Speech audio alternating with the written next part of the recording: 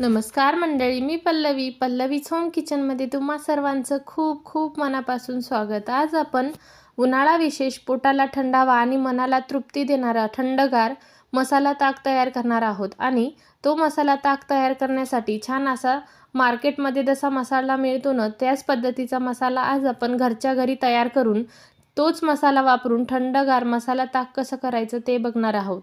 Recipe नेहमीप्रमाणे अगदी साधी आणि सोपी आहे, त्याच्यामुळे शेवटपर्यंत नक्की बघा. त्याच्यासाठी इथे बघा मी सगळी साहित्य घेतलेली आहे. 2 चमचा इथे मी जिरे घेतलेले आहे, 1 चमचा बडीशेप घेतलेली आहे, 2 चमचे अख्खे जिरे घेतलेले आहे आणि अर्धा चमचा इथे मी ओवा घेतलेला आहे. कारण ओवा थोडा गरम असतो, त्याच्यामुळे थोडा प्रमाणात वापरा. आणि 1 तुकडा दालचिनी, 4-5 इथे काळी मिरी घेतलेली आहे आणि 1 वाटी सुकून घेतलेला पुदिना घेतलेला आहे.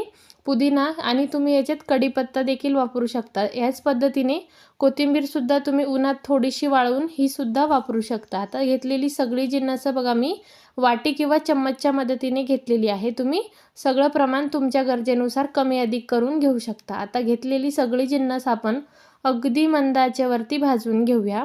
भाजण्यासाठी जाडबुडाची कढई वापरायची आणि मसाले भाजत असताना गॅस आपल्याला अगदी मंद ठेवायचा, म्हणजे मसाले आतपर्यंत भाजले जातात आणि रंग आणि मसाले जास्त दिवस टिकण्यास सुद्धा मदत होते. घेतलेली सगळी जिन्नस बघा कढईमध्ये घालून घ्यायची आणि मसाले भाजत असताना कढई, चम्मच आणि हात पूर्णपणे कोरडे असायला हवं. पाण्याचा 1 अंश सुद्धा नसायला हवं. कारण आपण मसाला जेवढं छान पद्धतीने तयार करतो ना, तेवढं जास्त दिवस टिकण्यास मदत होते. आता बघा मसाले मी अगदी मंद आचेवर भाजून घेणार आहे.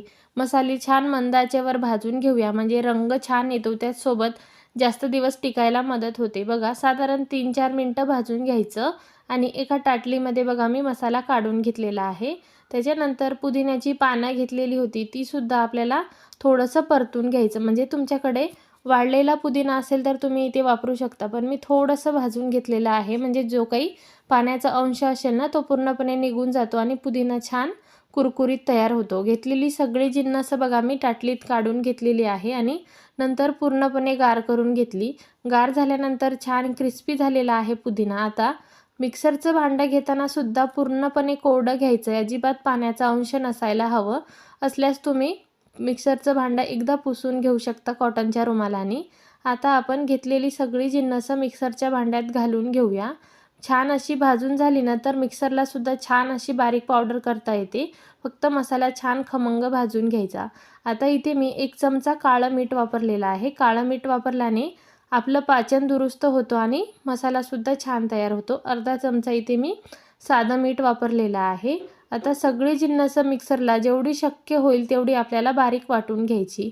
हवं असल्यास तुम्ही हे गाळणीनं चाळूनसुद्धा घेऊ शकता. आपण मसाला छान भाजून आणि पूर्णपणे गार करून घेतला तर गाळणीनं पण गाळून घेण्याची गरज नाही, इतकं छान तयार होतो. बघा एकदम मस्त असं तयार झालेलं आहे. अजिबात गाळणीनं चाळून घेण्याची गरज नाही. छान असा पावडर तयार होतो. आता तयार झालेला मसाला तुम्ही एखाद्या कोरड्या काचेच्या भरणीत भरून ठेवला ना, तर साधारण 3 महिने हा मसाला टिकतो. अजिबात खराब होत नाही. फक्त आपण ज्यावेळी मसाला घेतो ना, त्यावेळी चम्मच कोरडं असायला हवं, त्याचसोबत हात पण. आपण जर थोडाफार जरी पाण्याचा अंश मसाल्याला हात किंवा चम्मच लागला ना, तर मसाला खराब होण्याची शक्यता असते. जर तुम्हाला जास्त दिवस मसाला टिकवायचा असेल ना, तर अजिबात पाण्याचा थेंबही लागू द्यायचा नाही.